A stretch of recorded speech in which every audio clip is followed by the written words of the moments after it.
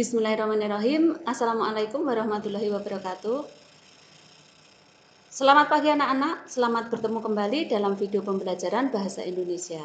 Sebelum kita lanjutkan kegiatan pembelajaran saat ini, marilah kita awali terlebih dahulu dengan doa bersama. Terima kasih. Anak-anakku, apa kabar kalian? Semoga semua baik-baik saja.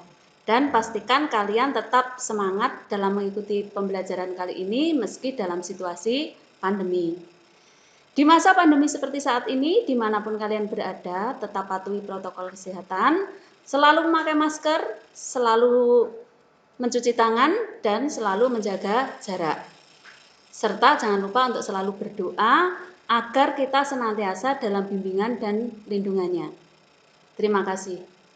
Kembali pada kegiatan pembelajaran daring saat ini, bahwa pada pertemuan hari ini kita akan membahas materi buku fiksi dan non-fiksi Bahasa Indonesia kelas 8 semester 2. Materi buku fiksi dan buku non-fiksi ini tadi ada pada KI 1, menghargai dan menghayati ajaran agama yang dianutnya. 2, menunjukkan perilaku jujur, disiplin, tanggung jawab, peduli, toleransi, gotong royong, santun, percaya diri dalam berorientasi secara efektif dalam lingkungan sosial dan alam dalam jangkauan pergaulan dan keberadaannya. KI yang ketiga, memahami pengetahuan faktual, konseptual, prosedural maksud saya, dan metakognitif berdasarkan rasa ingin tahunya tentang pengetahuan teknologi, seni, budaya terkait fenomena dan kejadian tampak mata. Dan KI yang keempat adalah mencoba mengolah dan menyaji dalam ranah konkret, menggunakan, mengurai, merangkai, memodifikasi, dan membuat. Dan ranah abstrak adalah menulis, membaca, menghitung, menggambar, dan mengarang sesuai dengan yang dipelajari di sekolah dan sumber lain yang sama dalam sudut pandang atau teori. Materi buku fiksi dan non-fiksi ini ada pada KD 3.18, yaitu 1. Menelaah unsur buku fiksi dan non-fiksi yang dibaca. Yang kedua, KD 41.8, menyajikan tanggapan terhadap buku fiksi dan non-fiksi yang dibaca secara lisan dan tertulis. Kemudian setelah selesai kita melaksanakan kegiatan pembelajaran nanti, diharapkan kalian mampu untuk mencapai tujuan pembelajaran, yaitu 1. Mampu menggali dan menemukan informasi dari buku fiksi dan non-fiksi yang dibaca. Kemudian tujuan pembelajaran yang kedua adalah mampu membuat peta pikiran atau peta konsep dari buku fiksi dan buku non-fiksi yang dibaca. Dan yang ketiga adalah tujuannya untuk mampu menemukan unsur-unsur kebahasaan dan menelaah unsur-unsur buku fiksi dan non-fiksi. Kemudian pada materi buku fiksi dan non-fiksi ini sengaja Bu Asih membuat peta konsepnya atau pemetaan materinya adalah seperti yang tera di dalam slide tersebut. Jadi buku fiksi dan non-fiksi tersebut pada dasarnya itu terdiri dari 3 bab. Bab 1, menggali informasi dalam buku fiksi dan non-fiksi. Nanti penjelasannya atau pemaparannya adalah melalui 3 kegiatan. Yang pertama adalah berkaitan dengan keragaman informasi dalam buku fiksi dan non-fiksi. Yang kedua, melalui buku fiksi dan non-fiksi ini nanti kita akan memperoleh informasi atau mengetahui bagaimana sebuah informasi itu diperoleh dalam buku tersebut melalui sebuah indeks. Kemudian masih di bab 1 ini nanti kita akan membahas tentang catatan penting tentang isi buku.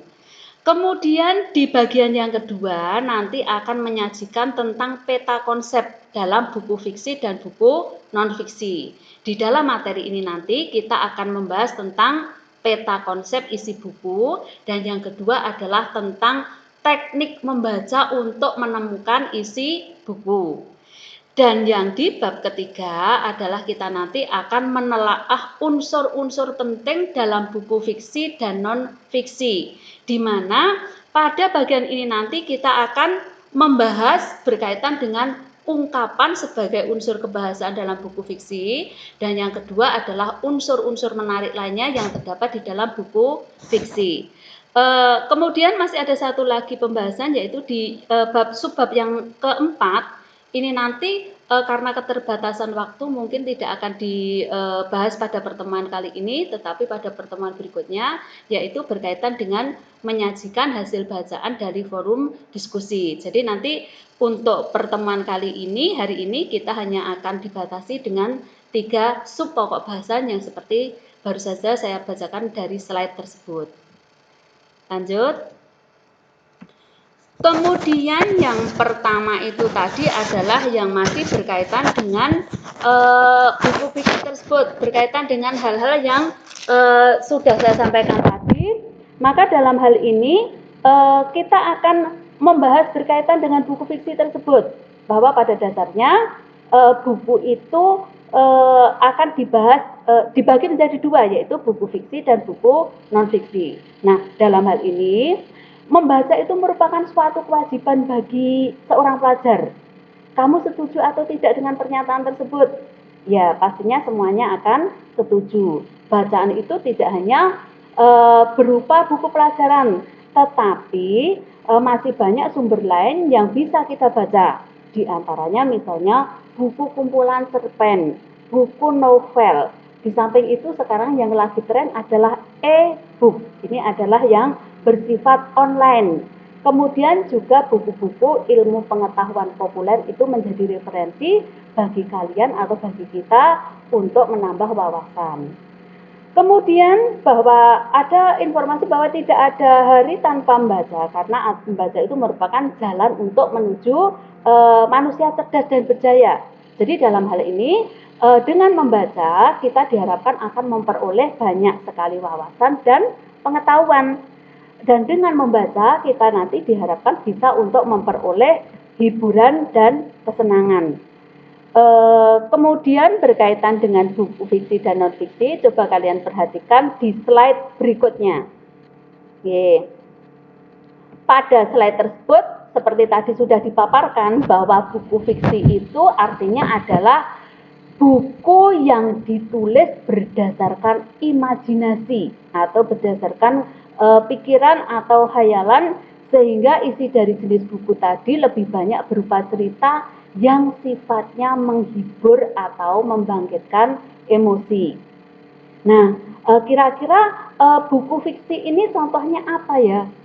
Dalam hal ini buku fiksi ini contohnya misalnya tadi sudah dibahas sedikit di awal tadi bahwa contoh dari buku fiksi ini bisa berupa cerpen, kemudian bisa berupa novel, puisi, drama, dongeng, mitos, fabel, hikayat, komik, dan sebagainya.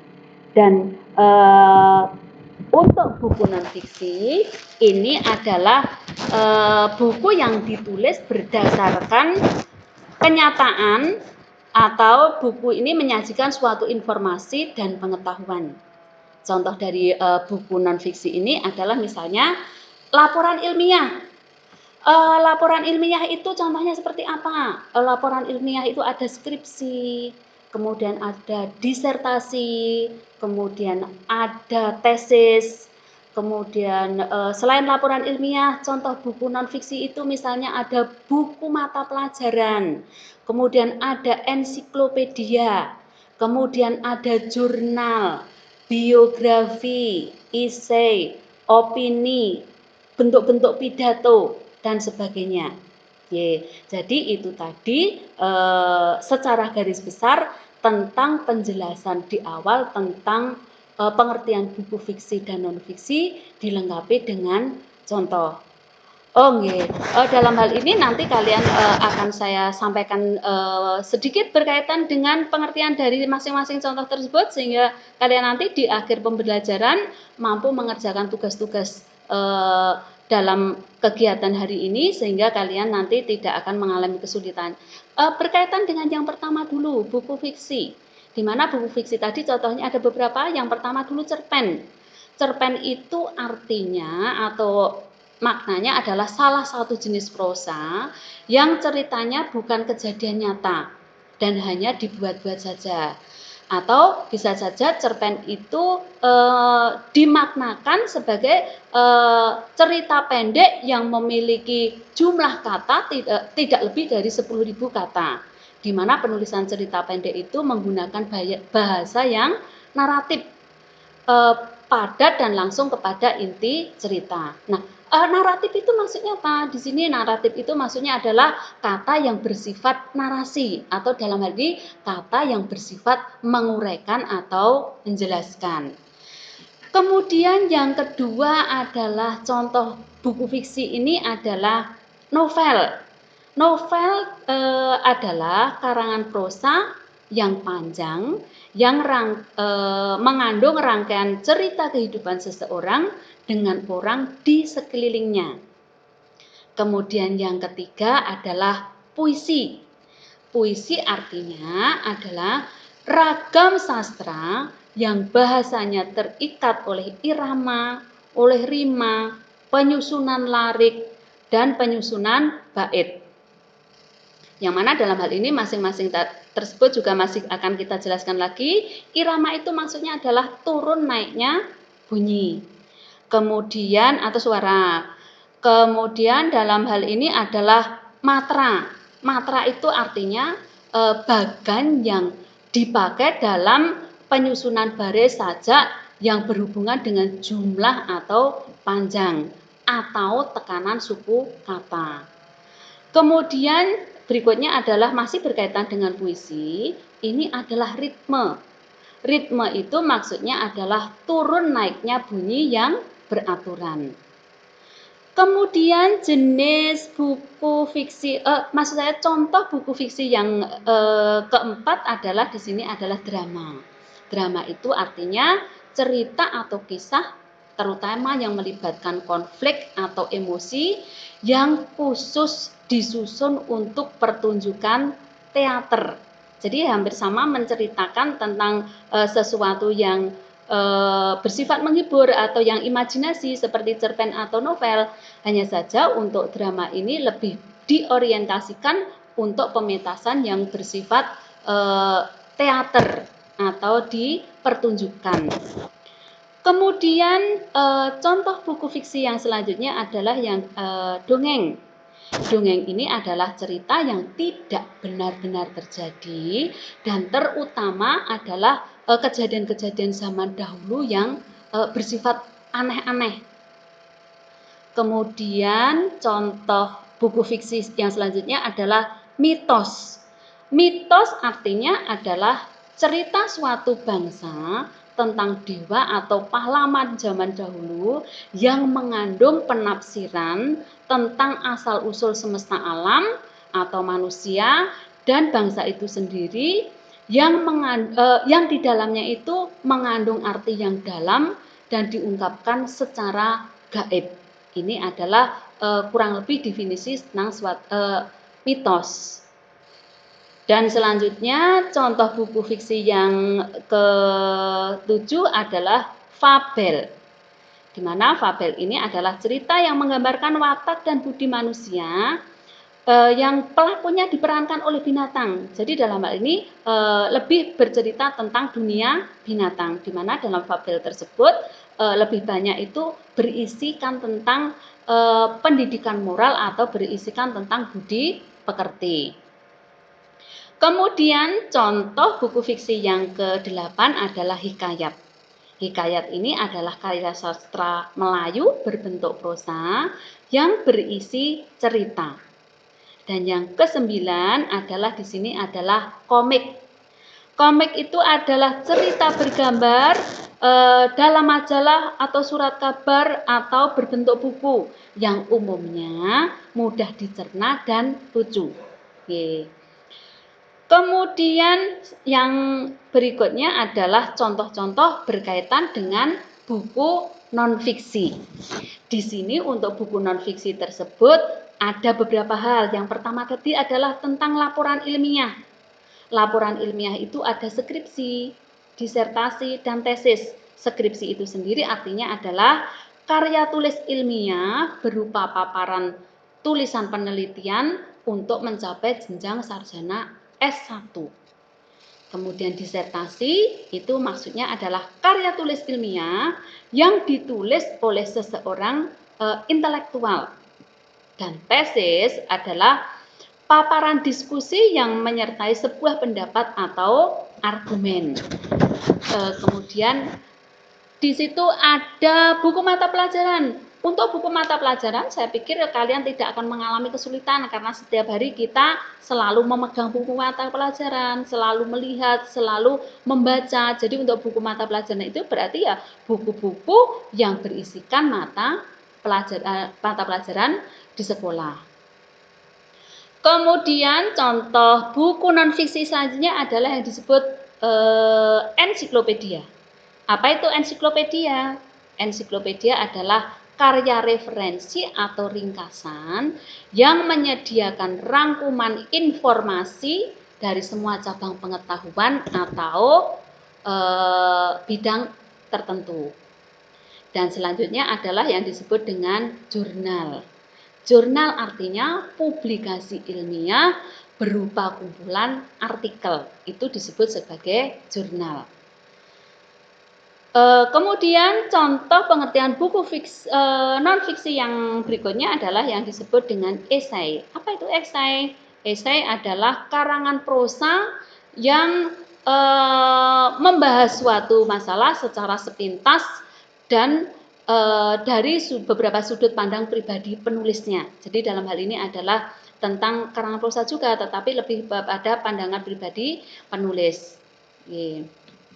Itu tadi pemaparan tentang buku fiksi dan non-fiksi dilengkapi dengan artinya.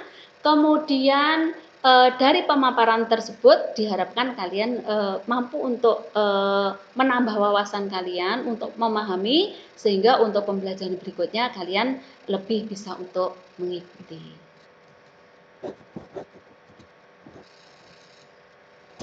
Selanjutnya, coba kalian perhatikan, kalau kalian sudah bisa memahami tentang pengertian buku fiksi dan contoh-contoh dari buku fiksi itu tadi.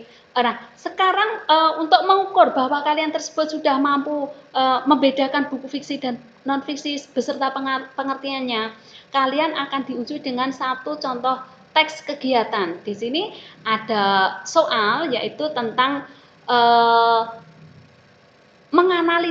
menganalisis teks yang ada di dalam slide tersebut termasuk dalam kategori teks fiksi atau non-fiksi.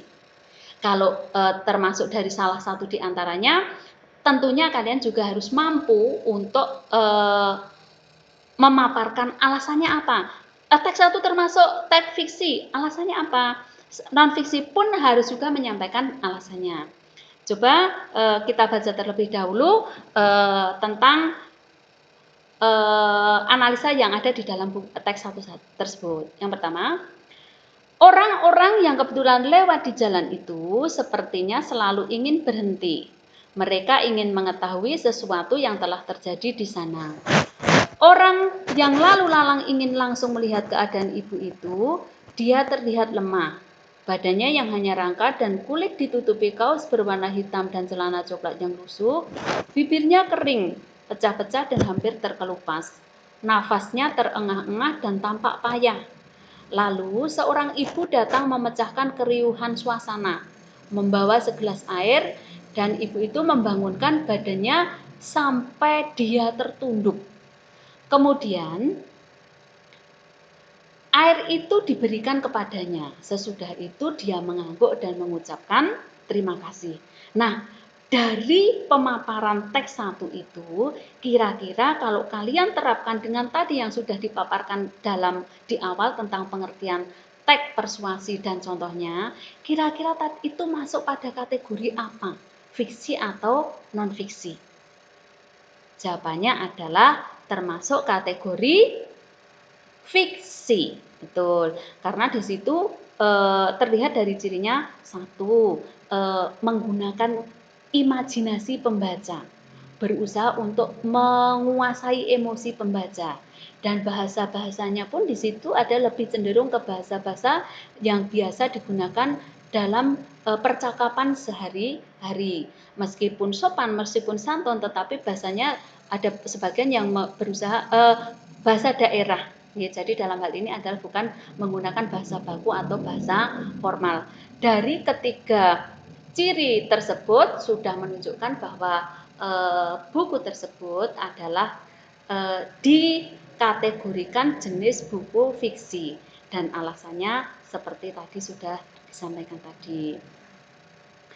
Kemudian karena yang teks 1 tadi sudah kita bahas bersama, maka sekarang untuk teks 2, coba nanti setelah usai pembelajaran kali ini, kalian mencoba untuk menganalisa sendiri, berlatih untuk menganalisis sendiri, termasuk jenis buku apa, dan kalian cari alasannya yang mendukung dari jawaban yang kamu pilih tadi. Oke. Lanjut. Informasi melalui buku indeks. Oke.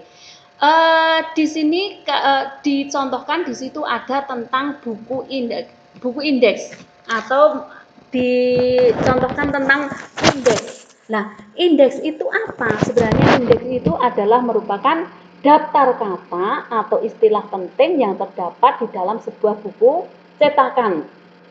Dan fungsi indeks itu sendiri adalah untuk memudahkan kita mencari suatu istilah atau kata di dalam sebuah buku. Ini adalah tentang indeks. Kalian perhatikan untuk yang ada di slide tersebut, selain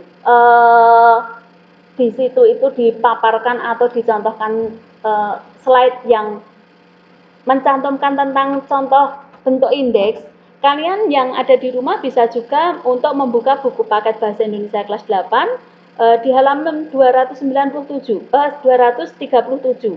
Di situ adalah tentang contoh indeks. Di mana di dalam indeks tersebut, sesuai dengan judulnya, cuplikan itu disebut sebagai indeks. Adapun yang dimaksud dengan indeks itu adalah daftar kata atau istilah penting yang terdapat dalam buku cetakan. Indeks biasanya terdapat di halaman terakhir atau tersusun menurut abjad. Seperti yang tampak pada contoh di atas, bahwa kata-kata yang tercantum di dalam itu dimulai dengan abjad alfabetis A dan diakhir dengan kata wawancara atau huruf W. Jadi, daftar kata seperti itu yang berfungsi untuk memberikan informasi mengenai halaman di tempat kata atau istilah dalam buku itu disebut sebagai indeks. Perhatikan contoh berikutnya. Kalau yang di buku paket kalian ada di halaman 238. Di situ juga masih ada kata ikhtisar buku, 616464. Kemudian di bawahnya lagi ada kata kamera 19 sampai 20. Itu adalah berdasarkan indeks tersebut dapat diketahui bahwa kata-kata ikhtisar atau kata-kata ikhtisar yang dijumpai dalam buku tersebut itu berada pada halaman 61, kemudian 64 sampai 65. Adapun istilah konsentrasi digunakan di halaman 49 sampai 53. Dengan demikian, indeks itu sangat membantu pembaca dalam menelusuri suatu kata atau istilah dalam suatu buku. Nah, dari pemaparan ini saya berharap kalian bisa memiliki gambaran berkaitan dengan indeks. Kenapa kita dengan indeks bisa mendapatkan informasi tentang suatu buku? Karena di dalam indeks tersebut terdapat kata-kata yang akan kita cari lengkap beserta di mana halaman itu berada. Lanjut.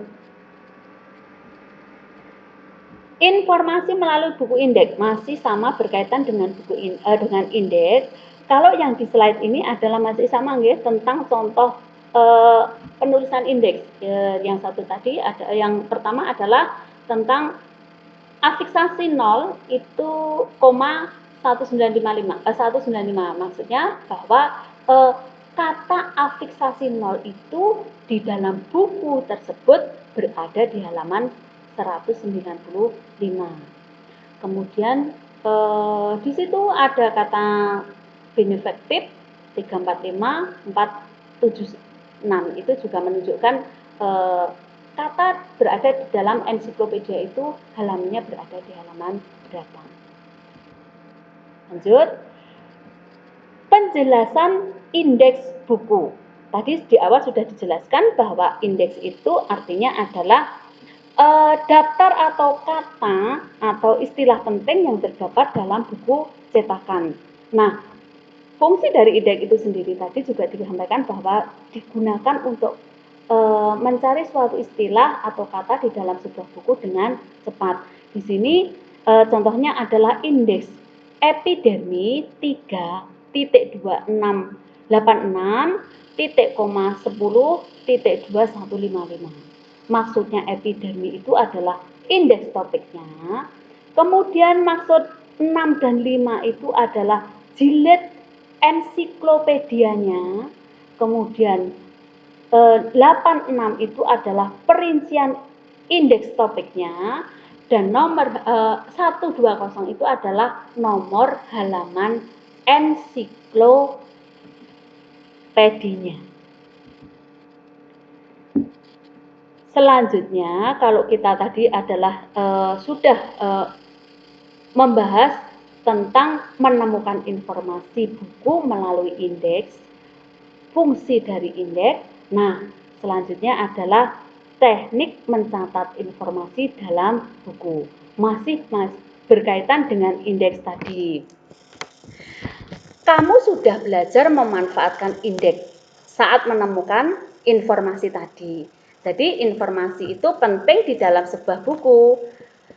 Hal lain yang perlu kamu kuasai untuk membuat catatan tentang isi buku berdasarkan kata atau istilah dalam indeksnya itu. Jadi dalam ini kamu harus dapat menentukan indeksnya dulu. Yang dalam pelaksanaannya memang harus dicari. Kemudian melalui mencatat sebuah penjelasan yang ada di buku tentang indeks tersebut yang dimaksud. Catatlah penggunaan kata atau istilah yang kamu anggap penting. Nah, itu tadi adalah cara untuk mencatat atau mengetahui catatan penting dari buku dengan menggunakan indeks. Kemudian susunlah catatan itu secara kreatif. Kamu dapat membukukan dengan pensil berwarna atau gambar-gambar sehingga hal-hal yang menarik lainnya itu perlu terlihat bedanya. Dan perlu diingat bahwa catatan itu mudah diingat dan lebih memudahkan kita dalam mempelajarinya. Itu adalah 4 hal yang perlu kalian ketahui dan perlu kalian praktekkan bila kalian ini nanti ada tugas atau harus mengetahui informasi di dalam sebuah buku. Jadi langkah 4 tersebut harus kalian laksanakan berurutan dan dengan sebaik-baiknya. Lanjut, indeks sudah, pengertian buku fiksi non-fiksi sudah, contoh-contoh buku fiksi dan non-fiksi sudah. Sekarang adalah yang berikutnya tentang peta konsep. Di dalam slide ini dicontohkan tentang peta konsep isi buku apresiasi sastra. Di dalam peta tersebut digambarkan melalui sebuah tabel. Nah, dalam hal ini untuk peta konsep tersebut terdiri dari 5 bab. Untuk buku apresiasi sastra itu terdiri dari 5 bab. Bab pertama pendahuluan, bab kedua puisi, bab ketiga prosa, dan bab kelima adalah drama. Nah, di dalam masing-masing bab tersebut untuk memudahkan kita dalam penyajiannya, untuk memudahkan kita mengingatnya, masing-masing subbab itu masih terbagi lagi menjadi beberapa perincian. Misalnya di bab 1, pendahuluan itu terdiri dari pengertian kesusastraan, kemudian manfaat karya sastra, dan jenis-jenis karya sastra. Bab kedua, pengertian puisi, karakteristik puisi, jenis-jenis puisi, dan cara menulis puisi. Bab ketiga, 4, dan seterusnya sampai pada bab terakhir adalah penutup. Ini adalah tentang contoh real tentang peta konsep.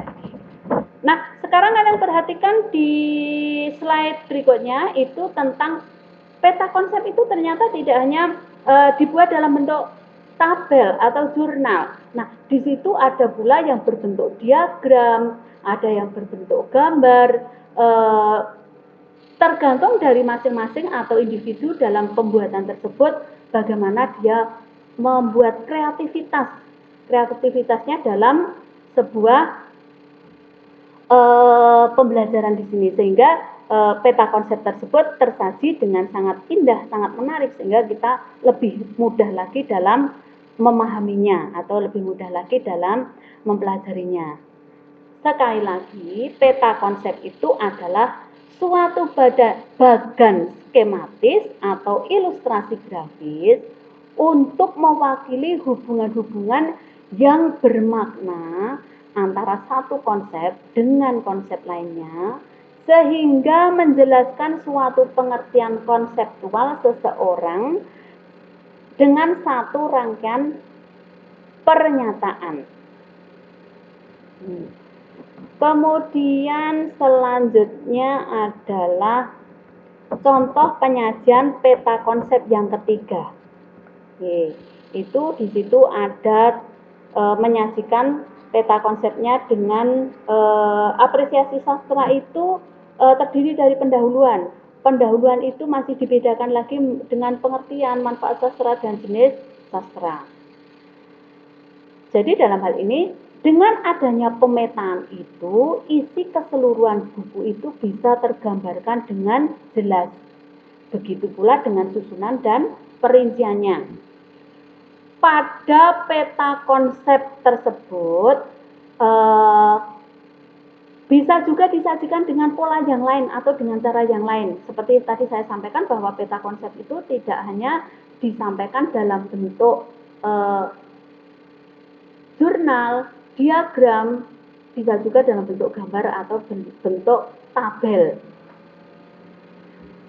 Perhatikan buku paket kalian halaman 241, masih tentang contoh peta konsep. Isi setiap bab dalam sebuah buku dapat lebih diperjelas dengan peta konsep seperti di atas. Seperti pada slide saat ini atau di buku paket ada di halaman 241. Di mana satu bab tersebut disajikan dengan satu bagan sehingga sistematikanya bisa lebih terperinci. Hubungan antar bagiannya pun akan lebih mudah untuk kita pahami. Akan tetapi, untuk buku-buku cerita semacam novel maupun buku kumpulan cerpen, buku kumpulan dongeng, akan lebih mudah dipahami apabila disajikan dalam bentuk bagan alur. Bagan alur bukan bagan urutan cerita, tetapi menyeluruh menjadi bagan alur. Dengan begitu, rangkaian cerita yang ada di dalam buku itu akan lebih jelas dan mudah untuk kita pahami. Perhatikan peta konsep tentang bagan alur buku cerita seperti pada slide tersebut. Bahwa bagan alur atau buku cerita itu dimulai dengan yang pertama pengenalan cerita, kemudian langkah selanjutnya penanggalan peristiwa, kemudian langkah selanjutnya adalah terjadinya konflik, kemudian langkah selanjutnya adalah penyelesaian konflik, dan diakhiri dengan penutup cerita. Pada setiap bagiannya itu kemudian diisi dengan catatan-catatan ringkas. Misalnya pada bagian pengenalan itu ada catatan kecil. 1. Apa yang disampaikan pengarangnya. 2. Gambaran apa tentang tokoh. Kemudian siapa tokohnya, di mana cerita itu bermula. Nah, itu catatan-catatan kecil diikut sertakan atau yang dicantumkan di dalam setiap bagian dari bagan tersebut. Kemudian pada bagian pengenalan peristiwa perlu dicatat tentang latar belakang masalah yang dihadapi oleh si tokoh utama. Pada bagian konflik diceritakan masalah yang dialami tokoh utama dan penyebab serta reaksi yang dilakukan oleh tokoh tersebut seperti apa. Itu adalah untuk menunjang atau untuk mempertegas nanti alur ceritanya itu akan seperti apa. Kemudian selanjutnya adalah kita ulangi tadi, yang pertama tadi kita sudah membahas tentang pengertian buku fiksi dan non-fiksi, contoh-contoh buku fiksi dan non-fiksi beserta pembahasannya, kemudian ada peta konsep, kemudian indeks, yang kelima adalah kita mempelajari tentang teknik membaca untuk menemukan isi pokok buku. Bahwa pemahaman tentang suatu buku secara keseluruhan dapat terus ditingkatkan dengan latihan membaca cepat. Nah, teknik membaca cepat itu dapat dilakukan dengan beberapa teknis atau dengan beberapa cara. Di dalam hal ini adalah ada teknik fiksi, ada juga teknik campuran. Teknik membaca cepat itu dilakukan dengan gerakan mata menyapu halaman demi halaman suatu buku dengan kecepatan tinggi.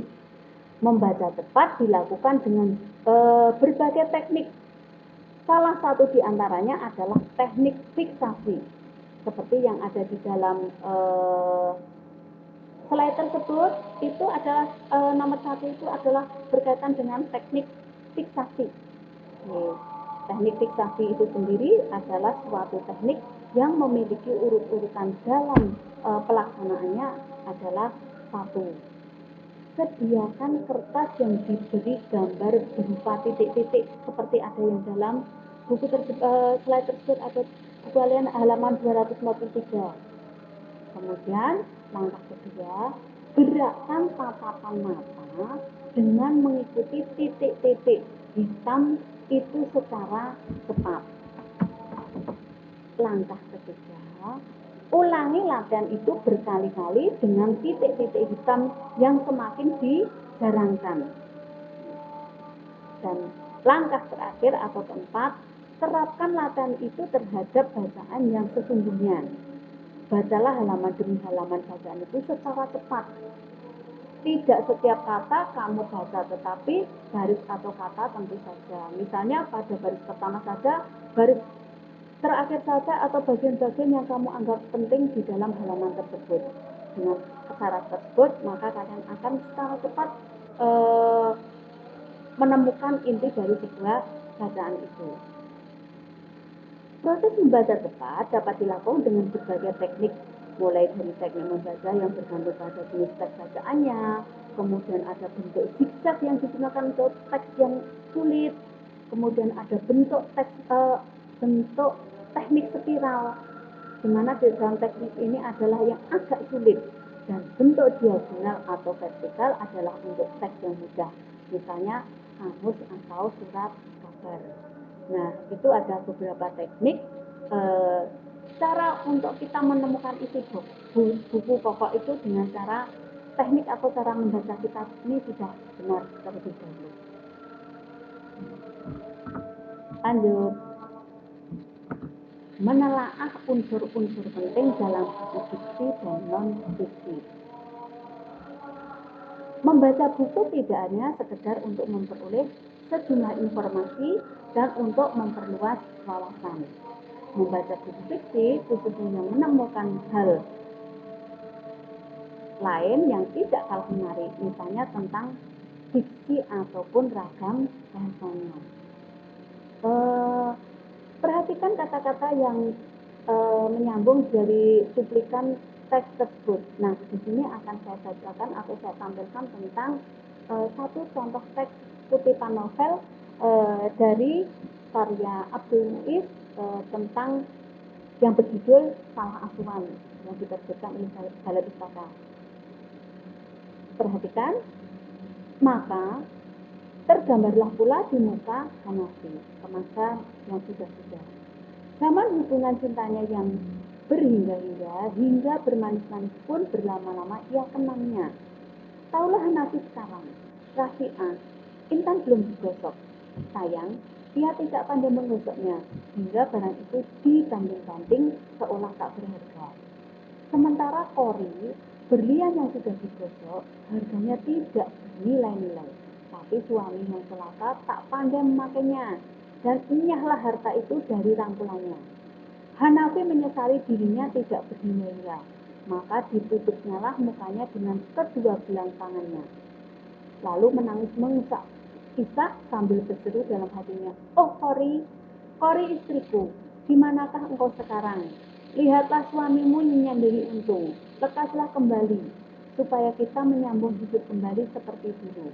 Nah, itu adalah tentang contoh kutipan novel. Mungkin kita agak asing karena bahasanya itu beda. Seperti yang disampaikan tadi, karena itu memang bahasanya menggunakan bahasa Melayu. Jadi agak sedikit berbeda dengan bahasa kebanyakan yang kita gunakan dalam kehidupan sehari-hari. Tetapi maksud secara garis besarnya bisa kita pahami dari kutipan novel tersebut. Perhatikan kata-kata menyambung hidup dalam cuplikan cerita tersebut. Cobalah selidiki kekasannya, bandingkan dengan kelompok-kelompok kata yang lain. Misalnya dengan menyambungkan tali, atau hidup sederhana, atau hidup susah. Dari cara itu akan lebih tampak kekasan kata-kata tersebut. Nah, itu tadi adalah berkaitan tentang adanya ungkapan atau kata-kata yang mengandung ungkapan di dalam teks tersebut. Jadi dalam hal ini berarti dalam buku fiksi itu memiliki ciri khas dari segi bahasanya. Nah, satu yang sudah kita temukan ciri khasnya itu adalah tentang adanya ungkapan di dalam buku fiksi atau cerita fiksi tersebut. Di situ tadi sudah disampaikan bahwa kata ungkapannya adalah kata menyambung hidup. Kemudian ada hidup sederhana. Nah, dalam hal ini berarti bisa kita simpulkan ungkapan itu sebenarnya artinya apa? Ungkapan adalah kata atau kelompok kata yang bersusunan tetap dan mengandung makna ganda. Atau bisa kita simpulkan bahwa ungkapan itu adalah kata yang memiliki makna ganda. Mungkin masih kurang pemahaman apabila kita hanya memiliki dua contoh ungkapan dari kutipan novel tersebut. Saya tambahkan beberapa contoh kata ungkapan. Di situ ada kata lapang dada, berat hati, ringan tangan, besar kepala, besar mulut, tangan kanan, kaki tangan, panjang tangan, mata-mata, mata hati, dan sebagainya. Itu adalah kata-kata yang setiap hari sering kita dengarkan, sering juga kita gunakan. Tetapi itu yang kata-kata ungkapan, kata-kata yang misalnya saya mengatakan tangan kanan itu bukan benar-benar tangan kanan kita, tetapi maksudnya ada orang yang dipercaya. Mata hati itu berarti orang yang sangat disayangi, atau dalam hal ini adalah mata hati itu adalah perasaan. Jadi dalam hal ini bukan hati yang bermata, tetapi ini adalah hanya untuk menegaskan bahwa ungkapan itu adalah kata yang memiliki susunan sama tetapi mengandung atau memiliki makna yang ganda. Itu adalah ungkapan unsur kebahasaan dari buku fiksi.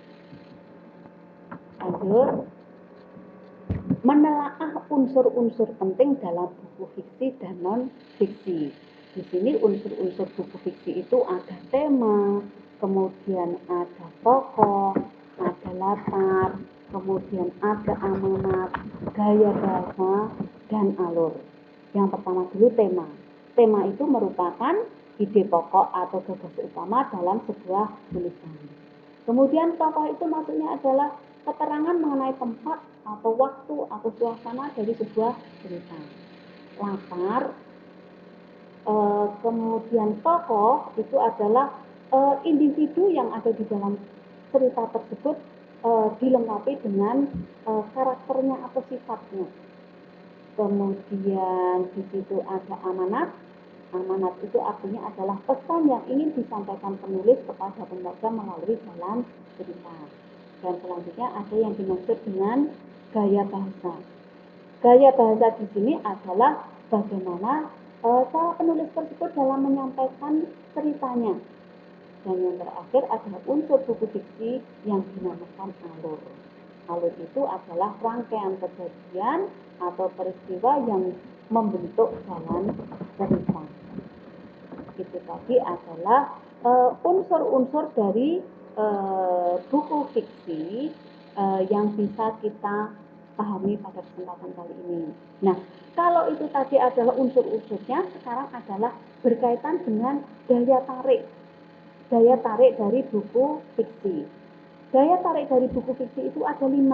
Yang pertama adalah buku fiksi itu akan terlihat menarik orang untuk membacanya adalah apabila amanatnya yang menyentuh. Kemudian tokohnya yang menawan. Kalau tokohnya hanya biasa-biasa saja, itu biasanya tidak akan menjadi salah satu daya tarik sebuah buku fiksi. 3, latar yang mengesankan. Kemudian 4 adalah alur yang menegangkan. Alur cerita apabila dari awal sampai akhir itu hanya datar saja atau endingnya nanti orang akan mudah untuk menebaknya, itu akan tidak menarik. Jadi yang menarik itu alurnya itu akan menegangkan dan membuat orang itu bertanya-tanya nanti endingnya seperti apa, sehingga orang tertarik untuk selalu mengikuti jalan cerita dari buku fiksi tersebut. Dan yang terakhir, daya tarik dari buku fiksi itu adalah tema yang unik. Jadi tema-tema yang bersifat umum itu biasanya sudah dilewati saja. Orang akan cenderung memilih buku fiksi itu apabila tema dari buku fiksi tersebut adalah menarik untuk dibaca. Lanjut. Sekarang adalah daya tarik dari buku non-fiksi. Kalau dari buku fiksi tadi ada 5, sekarang dari buku non-fiksi itu pun juga memiliki 5 daya tarik di dalamnya. Yang pertama adalah pastinya bahasa dalam buku non-fiksi itu adalah bahasa yang lugas. Bahasa yang lugas, bahasa yang tegas, bahasa yang satu kata. Kemudian ilustrasi itu penting banget, penting banget untuk orang pertama itu melihat fisiknya. Ilustrasi dari buku tersebut sudah menarik, orang juga akan tertarik untuk lebih memahami atau lebih mengetahui isi dari buku non-fiksi tersebut.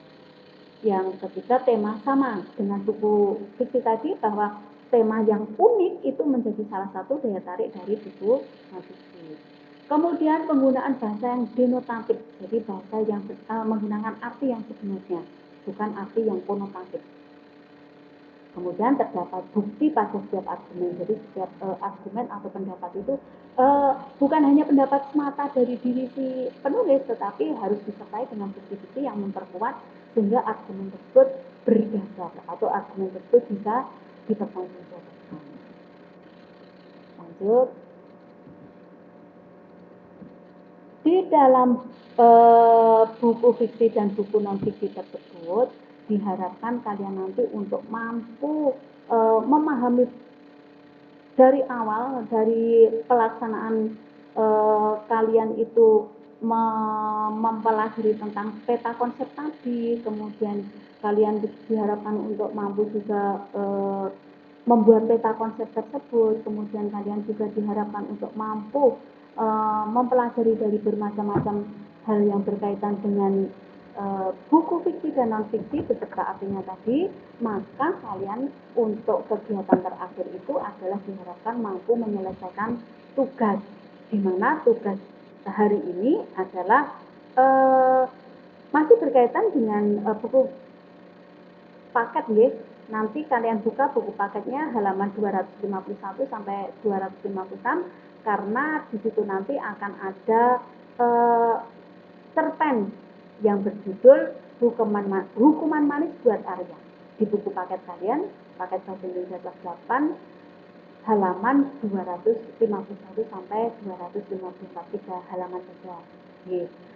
Kemudian tugasnya apa? Tugas kalian nanti adalah catatlah hal-hal menarik dari cerpen tersebut yakni yang berkenaan dengan unsur-unsur yang pada kolom di sebelah kanan ini. Jadi di sebelah kanan tugas kalian itu sudah ada kolom, atau di buku paket kalian di halaman tugas kalian itu halaman 250 itu sudah ada kolomnya beserta perintahnya, tetapi kalian harus juga untuk tetap update tugas hari ini sehingga kalian bisa ngepasnya antara perintah dengan yang ada di buku paket kalian.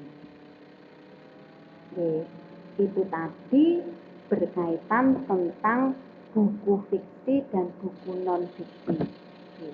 Saya harapkan dari kegiatan-kegiatan itu tadi kalian bisa menambah wawasan kalian, bisa menambah ilmu kalian, kalian bisa mempraktekkan untuk membuat peta konsep, kalian diharapkan untuk bisa mencari informasi melalui indeks, kalian bisa diharapkan mampu untuk mengetahui indeks itu seperti apa dan seterusnya. Jadi kegiatan-kegiatan tersebut kesimpulannya adalah kalian mampu memperoleh manfaat yang positif dari pembelajaran hari ini.